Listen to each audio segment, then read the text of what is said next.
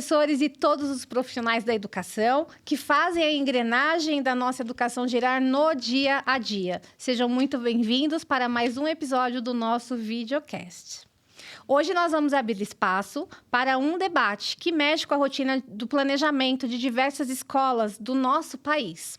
A relação estratégica entre o PNLD, o material didático que chega às nossas salas de aula, e os desafios do SAEB, o Sistema de Avaliação da Educação Básica, com foco na matemática. Se você ainda não viu, no episódio anterior, nós tivemos essa mesma conversa com foco na língua portuguesa. Então, logo após este episódio, assista acessando o link disponível aqui na descrição para você conferir. Eu sou Kelly Cardoso, educadora e gerente de ensino à distância aqui na Editora Órbita, e estou aqui para conversar sobre essa interface entre material didático, prática docente, ensino da matemática e o SAEB. Recebemos hoje aqui Rosana de Pieri, pedagoga com licenciatura em matemática e especialista em neurociência na escola, e também o professor Alex Bilhotto, pedagogo, mestre em educação e formador de professores, com atuação em projetos voltados ao SAEB e desenvolvimento de materiais didáticos e itens avaliativos.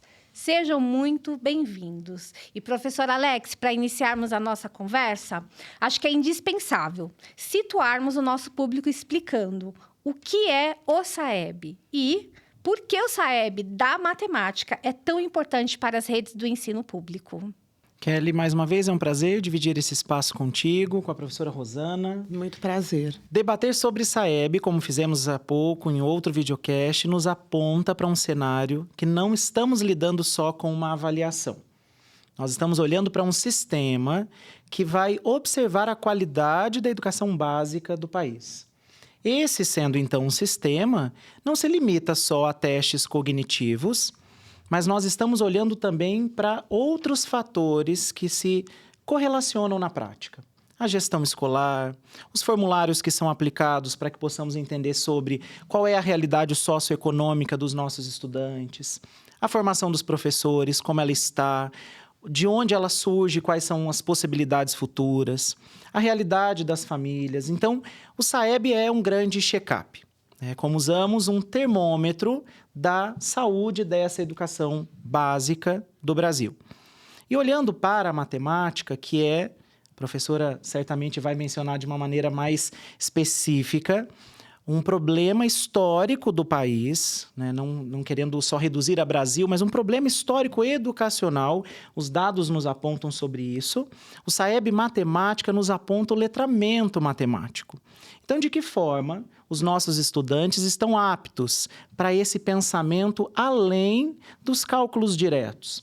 Eles entendem o percurso, o raciocínio lógico, a aplicabilidade na prática, na vivência.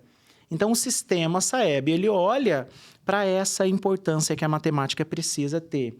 Não só sobre a resolução, o erro ou o acerto, mas eu aplico de que forma? Então, aqui nós encaminhamos as discussões do SAEB Matemática. Sim.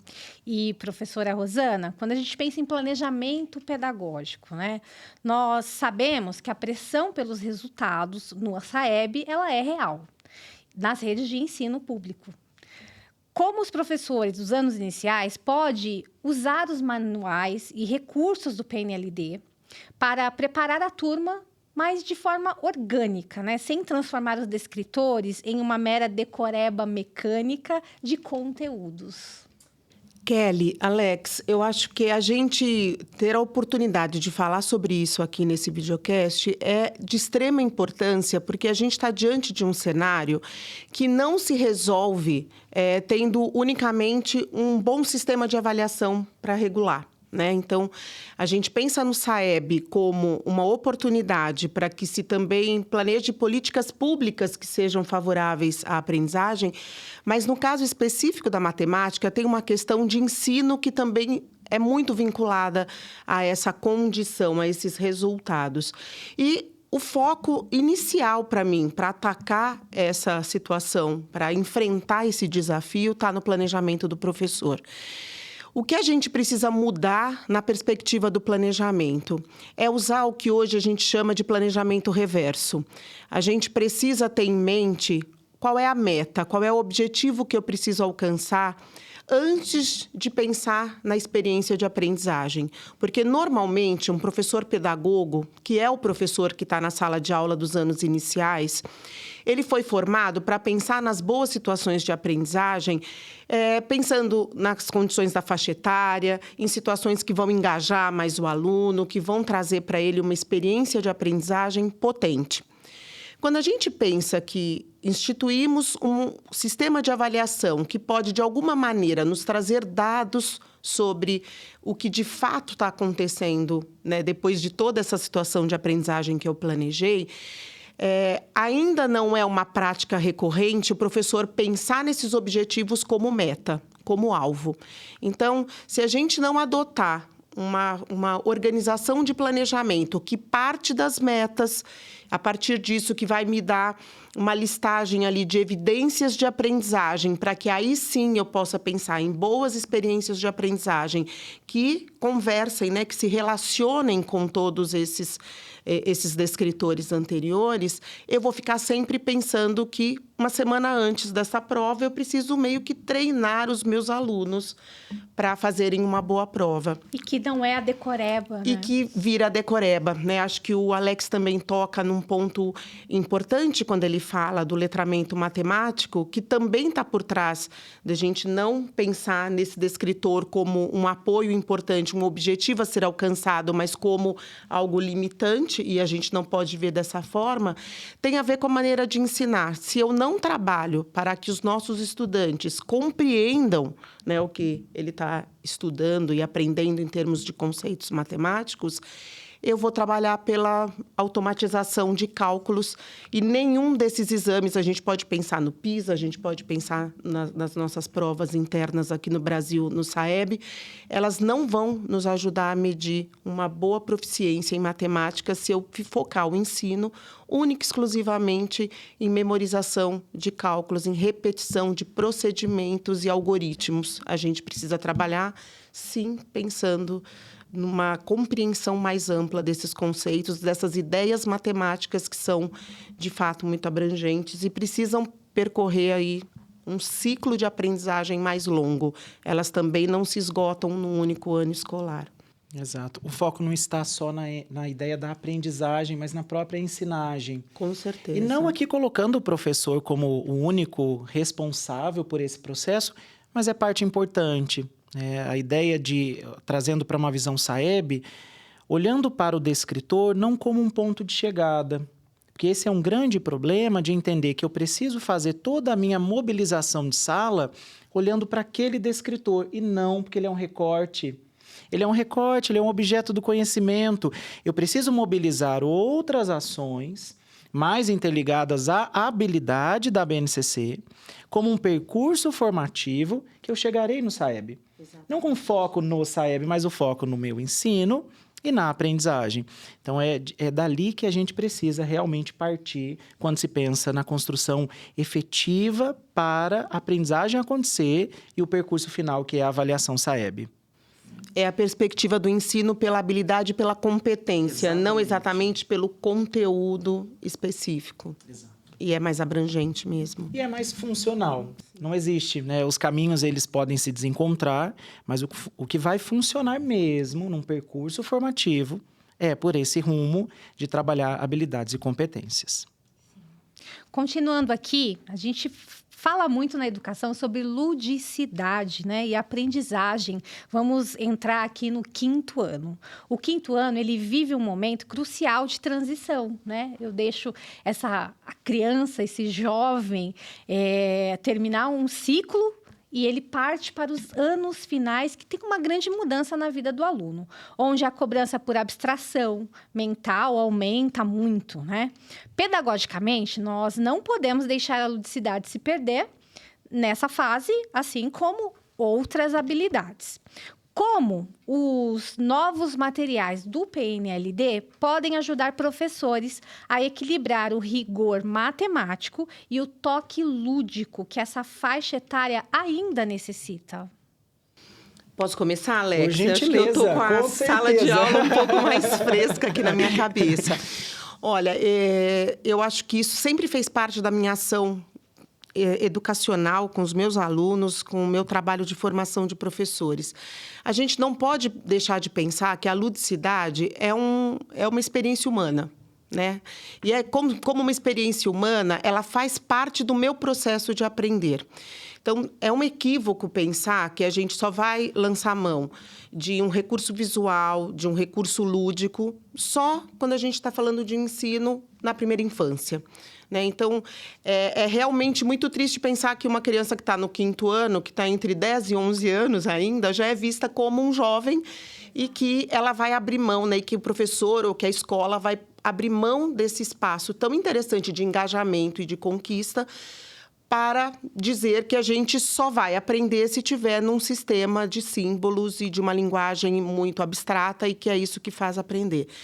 Mas acho que juntando aí a minha formação em neurociência, também temos dados hoje muito relevantes, né? Quando a gente cruza as informações e as descobertas mais recentes da neurociência, pensando em como o cérebro aprende, e que a representação visual, o recurso visual, que é tão ligado a esse aspecto lúdico, né, das atividades humanas, como ele é importante para processar um conhecimento e para garantir a construção da aprendizagem, né? Então, a gente começa a ter evidências científicas, por exames de imagem, por investigações da neurociência, de que a gente ativa muito mais áreas cerebrais ligadas ao processamento visual, quando a gente está trabalhando com matemática, do que o que a gente imaginaria que fosse uma área mais de raciocínio lógico ou coisa assim. Então, pensando sobre esse aspecto como uma atividade intrinsecamente humana, pensando na potência de uma representação visual, a gente não pode abrir mão em nenhum momento da escolaridade, nem no 5º ano e nem nos anos finais. A gente precisa seguir pensando sobre isso. Os nossos materiais do PNLD têm uma abordagem muito interessante em todos os anos, pensando nessa perspectiva. A gente tem uma profusão de orientações em que aparecem jogos, em que aparecem atividades lúdicas, em que, para começar a trabalhar um conceito um pouco mais complexo e um pouco abstrato, quando a gente pensa numa criança entre 3º e 4º ano, que vai começar a pensar o que é retas paralelas e perpendiculares, né? E que tem algumas orientações super interessantes de jogos que você faz na quadra, em que eles usam o corpo, porque esse é um outro dado que a neurociência traz da corporeificação, né? Do quanto, pode reparar, eu falo com as mãos, a gente muitas vezes em sala de aula desenha coisas no ar, né? Para complementar a nossa fala. Tudo isso tem relação com o que se descobriu hoje do nosso funcionamento para aprender. Então, é uma pena a gente pensar, né, que ainda tem, né, um trabalho sendo feito que abre mão desse aspecto tão importante, mas acho que tem alguns pontos muito interessantes que o nosso material, a coleção Para Aprender, tem orientações muito específicas nessa direção e muito conectadas com essas perspectivas mais atuais, né, para trabalho em sala de aula, para aprender, para fazer da vivência dos nossos estudantes uma experiência mais rica e muito mais conectada com o que é a experiência humana, de como a gente aprende outras coisas na vida, sem ser aqueles conteúdos que a gente considera muito escolares, né? Escolarizados. Rosana, Kelly, eu acho que alguns debates em educação, nós precisávamos de algumas pausas e uma certa reestruturação. Um deles é a ludicidade. Há um erro de formação docente também quando se debate ludicidade, associando, como Rosana bem colocou, a primeira infância. Eu tenho gostado mais recentemente, já que trabalhamos sempre com sinônimos, e esses sinônimos nos colocam nas discussões pedagógicas, ludicidade como palpável. Vamos esquecer o brincar, não esquecer no momento da primeira infância. Aqui, para os nossos debates mais pragmáticos, vamos entender como palpável. Isso é palpável? Isso é funcional? Isso fica mais nítido para o estudante? Estamos, pelo menos, entrando numa certa ludicidade. Claro que o debate é muito mais profundo do que isso, mas ele já nos aponta um cenário em que eu faço uma ruptura com aquele modelo em que eu entendo que a ludicidade ela é só infantil. Ela só se coloca para crianças. Como já defendemos aqui, a ideia do lúdico, ela perpassa a idade, ela está na aprendizagem. Aprendizagem palpável, aprendizagem visual, e aí ela se torna uma aprendizagem significativa. E na matemática, não poderia ser diferente. A abstração, ela tem um nível do que é cognitivo, mas, ao mesmo tempo, como eu levo isso para os estudantes, adequando a cada faixa etária?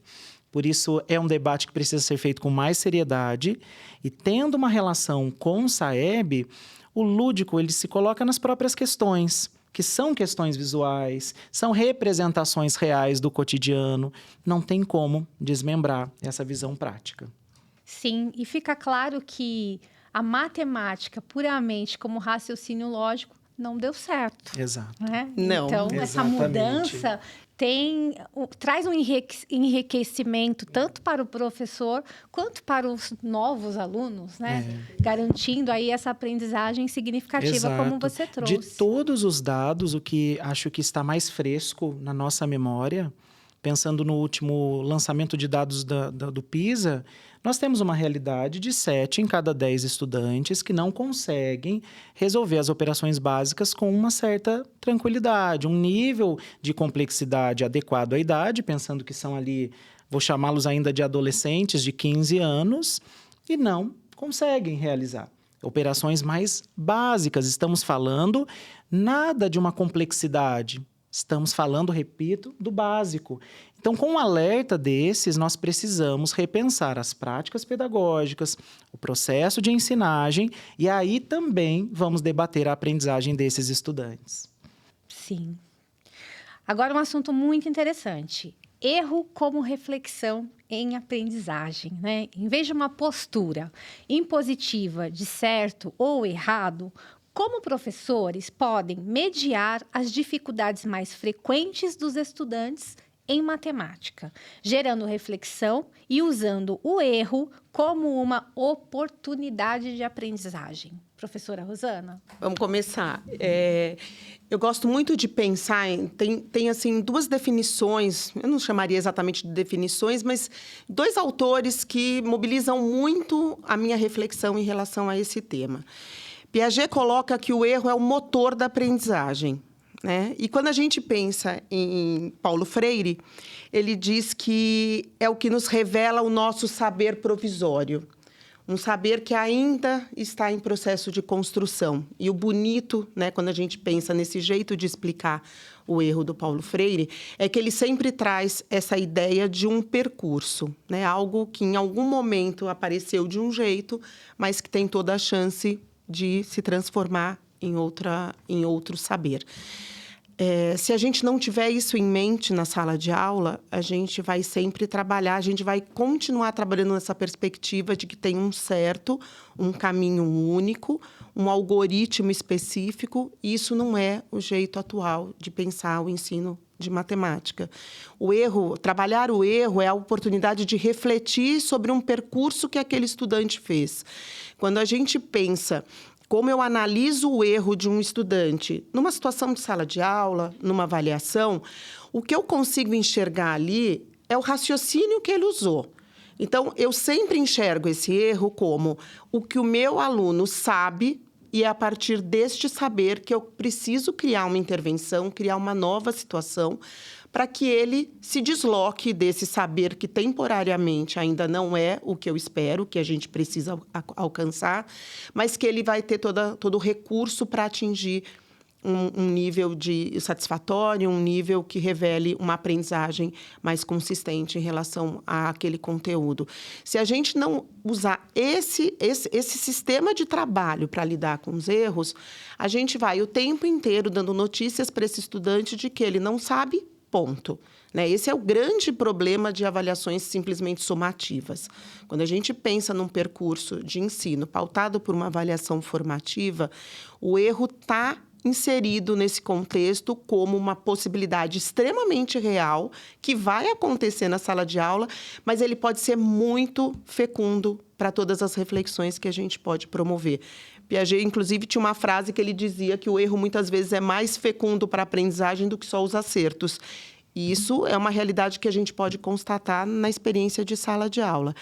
Então, acho que essa também é uma perspectiva que ainda não é verdadeira ou prática em todas as escolas, mas que a gente precisa, sim, nesse debate, né? A Alex propõe aí alguns temas, eu acho que esse é um deles também, e que a gente precisa muito discutir isso com todos os professores, para que a gente não corra o risco de fazer com que já se fez muito tempo, que era ter uma culpabilização do aluno, ele não estudou, ele não fez, ele não prestou atenção.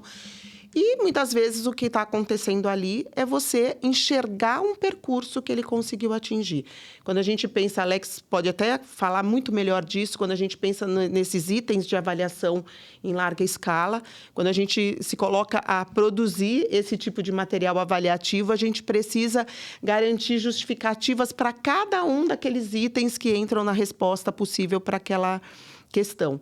E quando a gente faz isso, essa justificativa é justamente imaginar o percurso, o raciocínio que o aluno teve para gerar uma resposta como aquela.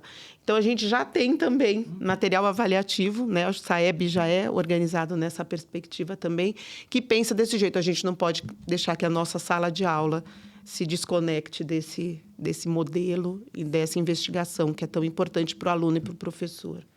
É importante que o aluno saiba o erro, né? Essa construção que o levou a uma resposta, até para que a gente consiga consertar essa rota. Senão, você tem um aluno que crescentemente erra, nunca entendeu o porquê, e lá na frente ele nunca terá bons resultados. Exatamente.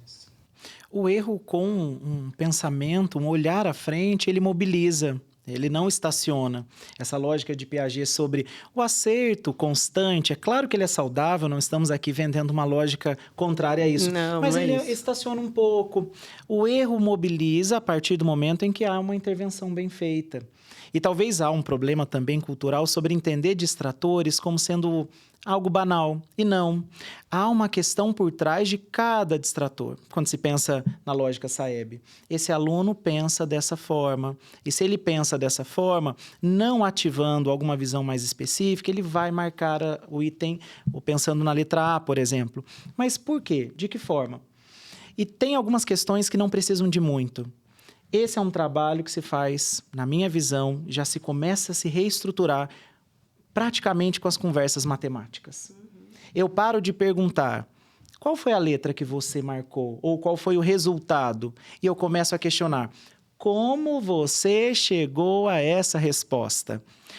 Dá trabalho, mas de trabalho por trabalho ele tem mais valorização. Nós entendemos mais o percurso. E aí não é só de um aluno, mas você chegou a essa resposta pensando por esse caminho, mas e você? Qual foi a sua? Qual foi o seu caminho? E eu começo a despertar nos estudantes, nossa, eu errei por aquela desatenção. Eu não preciso mais só de uma aula expositiva em que eu corrija no quadro e ali aponte qual é a resposta certa, mas eu desenvolvo no próprio estudante a capacidade de estou pensando sobre o caminho. Estou pensando sobre a minha questão e o que eu sei até ali. E qual conhecimento eu não tinha até aquele momento, mas passo a ter. E eu gosto muito de trabalhar com essa visão sobre porcentagem. Erros clássicos que eu sempre percebo, vamos aqui num exemplo mais simples, algo custava R$100. E aí, naquele mês específico, 20% de desconto. Mas no mês seguinte aumenta-se 20%. Ah, mas essa é fácil, voltamos a R$100. O aluno vai mobilizar o seu pensamento, vamos lá trazer para uma visão mais ali de 5º ano, se eu levo notas fictícias e ele então pague por gentileza. Trabalhe com o palpável. Não é R$100, porque o aumento está no valor que nós tínhamos ali, daquele desconto anterior. Não é uma aula expositiva que vai resolver essa questão do que o aluno ali não entendeu, mas é o trabalho com pares, é na ideia da conversa matemática, como você chegou até aí. Olha, você não está percebendo um detalhe. E esse é o processo que nós temos, felizmente, com os novos caminhos do SAEB. Nós, olhando para antes, não tínhamos esse desenho perfeitamente. Mas olhando para o agora, o desenho SAEB é sim desse letramento matemático, como nós já mencionamos no início. Excelente. Professor, falando de descritores do SAEB e material didático. Quando as escolas recebem as informações das coleções do PNLD, Os professores analisam o conteúdo programático, mas as secretarias de educação estão de olho também no SAEB. Como professores podem cruzar os descritores da matriz de referência da matemática e do SAEB com o sumário do livro que eles estão escolhendo no PNLD, para garantir que nenhum direito de aprendizagem essencial fique de fora ao longo do ano. Exato. Essa é uma resposta que eu preciso contar também com a ajuda da Rosana, de forma mais especialista da matemática, porque eu gosto muito do planejamento reverso, não só na estrutura da aula, mas também na análise dos materiais didáticos. Eu preciso ter, em primeiro plano, as matrizes do SAEB, né, o que temos ali como descritores. Eu faço uma análise reversa, observando o sumário, os capítulos como eles se constroem, observando como os descritores estão sendo trabalhados ali.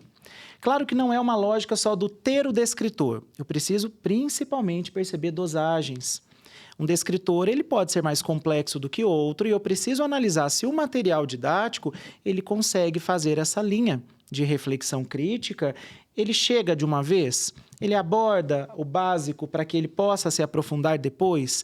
Então, essa lógica reversa, começando sempre pela matriz, é o que nos auxilia. E já que a matriz, pensando descritores, está totalmente alinhada à BNCC, eu já ligo ao meu próprio planejamento docente, ao meu plano de ensino ou ao meu plano de aula, percebendo se a dosagem entre o que precisa ser ensinado está naquele material didático de uma forma a contemplar o que os descritores precisam na hora do teste cognitivo. Então, esse é o primeiro olhar pedagógico. E aí ele pode se aprofundar num olhar mais matemático, né, Rosana? É isso mesmo, Alex. Eu acho que você traz uma visão, né, dessa análise que é muito interessante, que é de um lugar um pouco diferente do que eu faria quando eu penso no conteúdo, mas que ambas se conectam. A gente tem, por exemplo, nos descritores do SAEB, para segundo, para quinto ano. Temos uma janela aí entre segundo e quinto ano e que a gente pode pensar que alguns descritores, eles revelam ideias ou conceitos matemáticos que são absolutamente estruturantes e que eles vão se construindo nesse percurso. Entre o segundo e o quinto ano, eu tenho ali um tempo de aproximações sucessivas em que eu posso garantir que ao chegar lá no quinto ano, então esse estudante passou por todo esse processo e que ele vai conseguir ter construído conhecimento suficiente para demonstrar essa proficiência.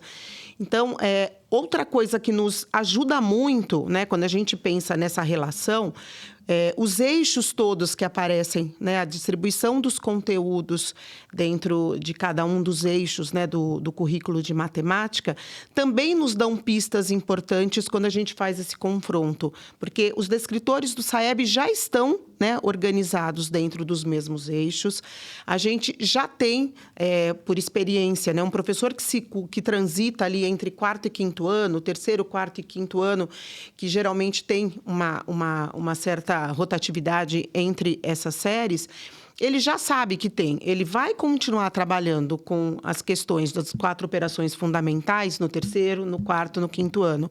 O que vai mudar? O grau de apropriação, né? O quanto esse estudante começa com um certo tipo de desafio no terceiro ano, mas que vai evoluindo até ele chegar no quinto ano e ele conseguir operar e resolver problemas com números de qualquer ordem de grandeza, né? Com operações que envolvem 2 ou 3 cálculos simultaneamente, que envolvem expressões numéricas. Enfim, esse é o olhar. Eu tenho conteúdos que vão evoluindo, né? Se a gente pode ter uma progressão dentro de alguns ciclos ali dentro de anos iniciais, isso também acontece nos anos finais, mas eu preciso o tempo todo pensar naquele ano escolar qual é o grau de apropriação. E a gente consegue ver isso pelo índice do livro, a gente consegue ver isso folheando ali rapidamente entre as propostas que vão aparecendo, a gente consegue perceber a evolução entre um conteúdo, operações com números naturais, o que acontece no terceiro ano e como é que esse estudante vai operar com esses números quando ele estiver no quinto, porque esse descritor continua lá como algo que ele precisa dominar até chegar a essa etapa final dos anos iniciais. Então, é um trabalho também do professor de olhar para o currículo que ele já estabeleceu, porque em todas as escolas a gente já tem Isso, né? A gente não espera o momento de escolher um livro para que a gente possa pensar sobre essas questões. E confronta quais são os materiais que podem nos ajudar a pensar nessa perspectiva de progressão, né? De aproximações sucessivas, especialmente esses conceitos mais estruturantes. Vou dar um exemplo da proporcionalidade. A gente começa a falar de proporcionalidade com as primeiras experiências de tabuada entre segundo e terceiro ano, até chegar ao ponto entre quarto e quinto, em que eles percebem nitidamente as relações de proporcionalidade que existe entre uma tabuada e outra, e eles falam, ufa, não preciso decorar todas, né? Se eu souber algumas, essas, né? Então, junto com isso, vem o trabalho com as propriedades das operações. Uau, talvez a tabuada do 7 seja algo tão difícil para mim, posso somar do 3 e do 4. Do 3 e do 4 dá para memorizar, elas são resultados mais rápidos. Então, para a gente chegar neste tipo de reflexão, né, de uso desses conhecimentos que foram sendo construídos aos poucos, né, paulatinamente, a gente precisa, sim, que eles tenham uma visão de que alguns objetos de conhecimento perpassam, estão relacionados com essas ideias fundamentais, mas eu tenho graus diferentes de aproximação em cada ano. Acho que são coisas importantes também que a gente precisa ter em mente na hora de escolher o material e de analisar como é que a gente vai ter esse suporte ao longo do trabalho. Excelente, professores. Nós chegamos ao fim da nossa conversa e eu quero agradecer imensamente a participação de vocês aqui, com essa conversa tão importante, reflexões, né, que são importantes mesmo, que esse tema nos traz aí, com todas as mudanças para 2027. E não esqueçam de deixar o seu like aqui no canal a seguir, @Editora Órbita Oficial no Instagram para mais conteúdos como este.